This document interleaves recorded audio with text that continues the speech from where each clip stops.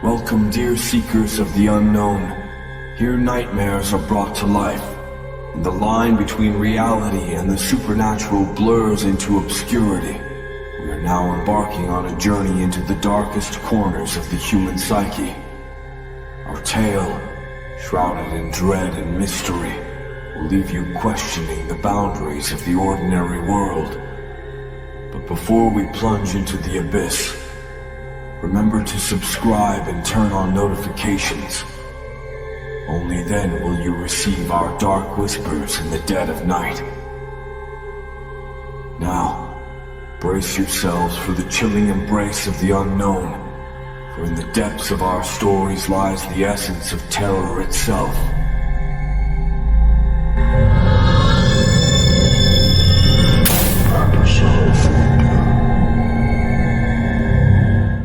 The Abyssal Lure of Crimson Bay. Chapter 1. The Eerie Calm of Crimson Bay. Moonlight bathed Crimson Bay in an otherworldly glow, casting eerie reflections on the water's unsettling red surface. Elowen Yuggoth stood at the edge, her eyes tracing the horizon as if expecting something or someone to emerge. The air was thick with salt and secrets, each gust of wind carrying whispers from the depths below. She felt the sand beneath her feet, dark and almost spongy, as if it were a living thing. The bay had always been a place of mystery, but tonight it felt like an entity, watching and waiting. Chapter 2. The Solitude of Elowen Yuggoth. Inside her time-worn house, Elowen sat at her writing desk, surrounded by her father's books, a legacy of curiosity and a love for the unknown. The flickering candlelight danced across her face, revealing a mix of determination and dread. Her pen hovered over the paper as she pondered what to write. Her thoughts were a labyrinth, each one leading her deeper into her own fears and fascinations. She finally wrote about the bay, its strange allure, and the unsettling dreams that had plagued her since childhood. Each word felt like a confession, a small surrender to the mysteries that enveloped her life. Chapter 3. The Vanishing of Chris. Chris had been missing for weeks. The last time anyone saw him, he was heading toward the bay. Elowen couldn't shake the feeling that his disappearance was a harbinger of something far more unsettling. She felt a void expanding within her, as if her soul were echoing his absence. She replayed their last conversation in her mind, searching for clues. Chris had seemed distracted, his eyes distant as if he were listening to a melody only he could hear. When she asked him what was wrong, he had simply smiled and kissed her, leaving her with more questions than answers. Chapter 4. Unnatural Changes. Elowen began to notice oddities, birds flying erratically, fish washing ashore with grotesque mutations, and people acting strangely. Even the bay seemed to defy natural laws, its tides behaving in inexplicable ways. One unsettling evening, she thought she witnessed people fighting mollusk-like creatures on the beach.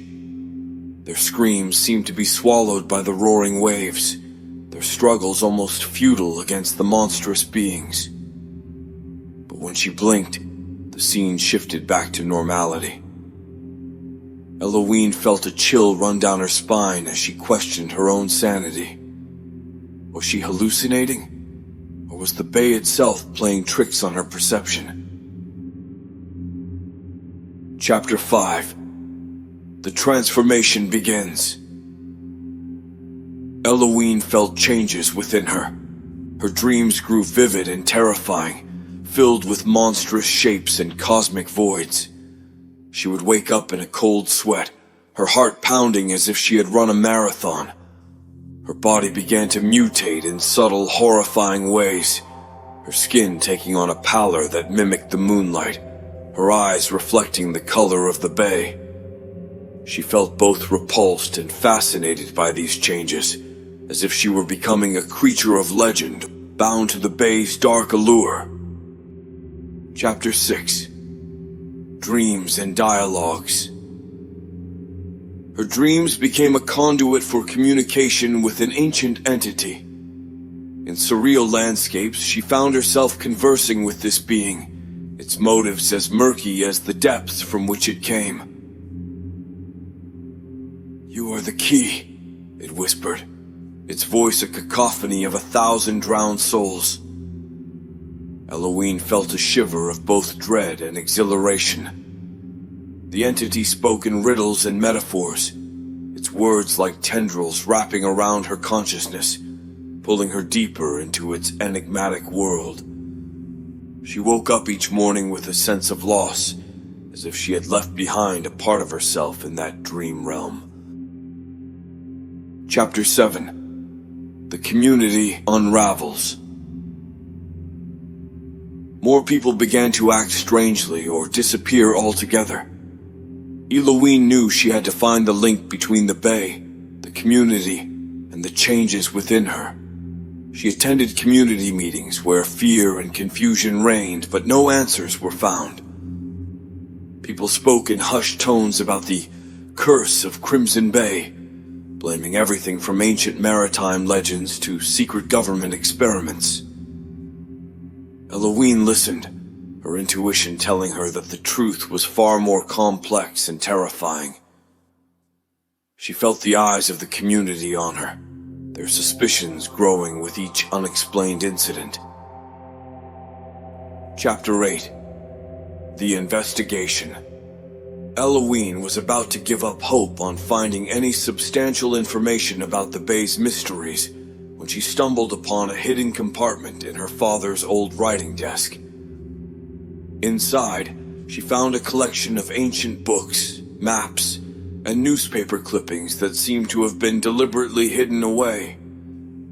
The books were filled with legends of an ancient entity tied to the bay, a being that sought to forge a symbiotic relationship with humanity. As she leafed through the pages, she felt an uncanny sense of familiarity, as if she had read them in a past life, or perhaps in a dream. The more she read, the more she felt the entity's pull, as if her very cells were resonating with its dark energy. She found old journal entries from sailors and fishermen who spoke of a siren's call emanating from the bay, a melody so haunting that it drove men mad. Eloise felt a growing sense of urgency, as if time were running out for both her and the community. She couldn't shake off the feeling that these books had found their way to her for a reason, and that she was meant to uncover the dark secrets they held. Chapter 9. Confrontation at the Bay. Armed with her newfound knowledge, Eloise stood at the edge of the bay, ready to confront the entity. The water glowed an eerie red, as if anticipating her arrival. She felt a magnetic pull, a force beyond her control, urging her to step into the water. With a deep breath, she did. The water enveloped her like a lover's embrace, or a predator's final lunge. Chapter 10. The New Reality. As she waded deeper, Eloise felt her body and soul irrevocably change. She became a part of the entity, her form shifting into something both beautiful and terrifying, a creature with scales that shimmered in the moonlight and eyes that held galaxies of sorrow. Through Eloise, the entity found a new way to interact with the world. She became a lure for others who ventured too close to the bay, her siren call irresistible. They too became part of the entity, their souls absorbed into its ever-expanding consciousness. Eloise felt both sorrow and satisfaction with each new addition, as if she were a collector of lost souls, each one a piece in a cosmic puzzle she was only beginning to understand. The bay remained, its waters a deeper shade of red, its secrets buried beneath waves that whispered promises of terror and transcendence. In depths of red where silence weeps, a siren sings her soul to keep. Her melody, both love and dread, a lullaby for the living dead. Thanks for watching.